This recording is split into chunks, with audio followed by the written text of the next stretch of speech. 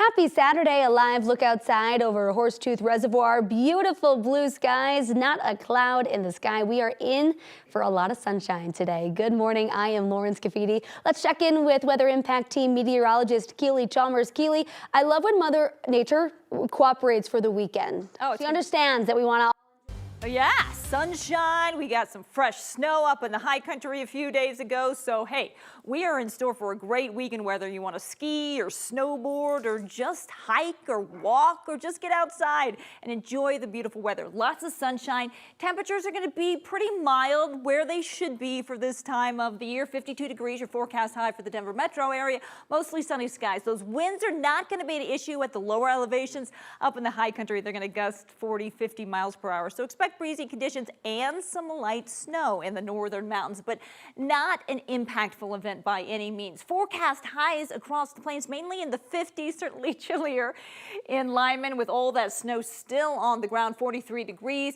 Temperatures in the 30s and 40s for the high country for the most part. Taking a live look at our radar, and we are still under the influence of a ridge of high pressure, the backside of that ridge. So we're clear up and down the I-25 corridor out across the plains. We do start to see some snow, light snow across the western slope as the weather system approaches from the west. And that is going to be what brings us the snow up across mainly the northern mountains, scattered light snow showers as we head into the afternoon. Winds not an issue again out across the plains, but stronger winds, a little bit breezy conditions in the foothills and the mountains today. Here's a look at your hour by hour forecast. We'll be in the 50s by noon. We have got lots of sunshine, but again, by the afternoon, about 3, 4 o'clock, we're going to start to see those clouds increase. We're staying dry, maybe some sprinkles out across the plains, but again, for the most part, we are sunny, mild, and dry today. This weekend, sunshine and seasonal. Next week, though, a big change, especially on Wednesday with a cold front moving through. It's going to really drop those temperatures. We're talking about high temperatures in the 30s on Tuesday with some snow moving in. I'll let you know if we'll get some snow here in the metro area coming up in your complete forecast in just a bit. Thank you so much, Keely. An investigation in Dallas this morning after police say a Southwest Airlines flight was hit by a bullet. The plane was leaving Dallas Love Field Airport last night around 10. Authorities say the bullet hit the right side of the plane as it was taxiing before takeoff. No injuries have been reported. Investigators are trying to figure out where that bullet came from and whether the plane was the intended target. The Aurora Police Department SWAT officer who shot and killed Kylan Lewis in May has officially been cleared. That includes both disciplinary actions and criminal charges. The department is done with its internal investigation, and you'll have to take their word for it because the department still won't give details about that investigation or unedited body cam video of the shooting that 9 News has been asking for. Here is that edited video of the encounter on May 23rd. It shows Aurora SWAT officers trying to arrest the 37-year-old black man in connection with an attempted murder. Police said Lewis did not follow directions to get on the ground, and an officer shot Lewis when he reached behind his back and pulled something out. Lewis died 2 days after the shooting. They later figured out he was holding his cell phone. Friday, the department announced their force review board, which includes the police chief and an independent consent decree monitor. It determined the shooting did not violate policy. Republican District Attorney John Kellner and an Arapahoe County grand jury are not charging the officer involved. Scooter companies are not taking responsibility when it comes to reckless e-scooter riders. Colorado's second highest court made that clear this week. The Court of Appeals ruled this week scooter companies cannot be held liable if a rider on a scooter hurts someone else. The ruling follows a lawsuit filed by a cyclist against the scooter company Lime. She sued the company over a crash in 2020. She said the person on the scooter appeared drunk when they hit her. The cyclist accused Lime of negligence, saying the company is not taking enough steps to make sure scooter riders don't hurt others. But the court ultimately sided with the scooter companies. They say there's nothing in state laws requiring those companies to protect the public from its riders. That snow that moved through last week caused some real chaos out on the roads. You probably remember out east, more than 100 pronghorns were killed when they were trapped on roads and hit by cars. 9 News reporter Colton Chavez looks at guidance from Colorado State Patrol and driving instructors who say slowing down could be more dangerous for drivers than speeding up.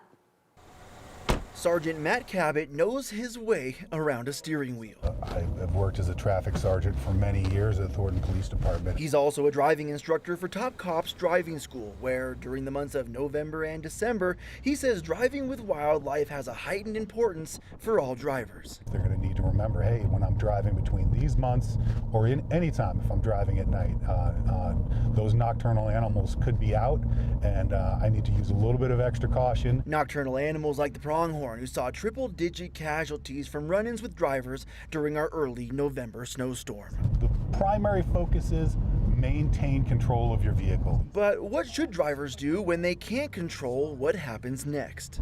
You don't want to hit it square, because if it comes over the hood, it could get into your windshield and really cause a severe injury.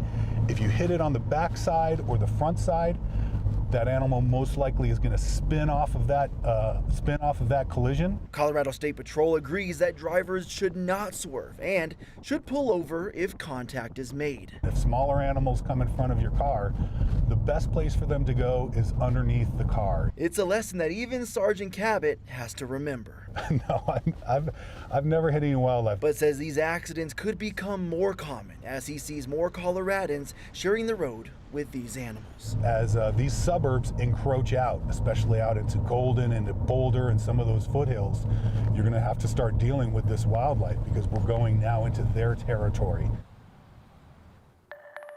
Ahead of the final vote next week, students from 2 schools at risk of closing down walked out of class and held a protest.